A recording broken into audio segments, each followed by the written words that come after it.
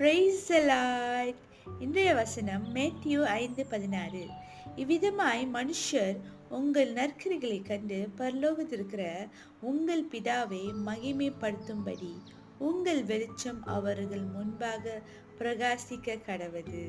இருக்கிற நாம் நற்கிரிகைகள், அதாவது மற்றவங்க தேவைகளை நம்ம சந்திக்கும் போது, நல்ல காரியங்களை நம்ம செய்யும் போது, அது மாத்திரமல்ல, வியாதியாக இருக்கிறவர்களை போய் சந்தித்து அவர்களாக ஜெபிக்கும் போது நம் பரலோகத்திற்கு பரமபிதா அதை கண்டு மகிமையாகுவார்.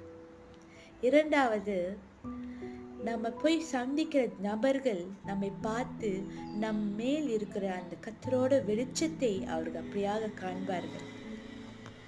கர்த்தரோட வழிகளை நாம் பின்பற்றி நடக்கும் போது அவரோட வெளிச்சம் என்றென்றைக்குமே நம் மேல் பிரகாசித்து கொண்டே இருக்கும்.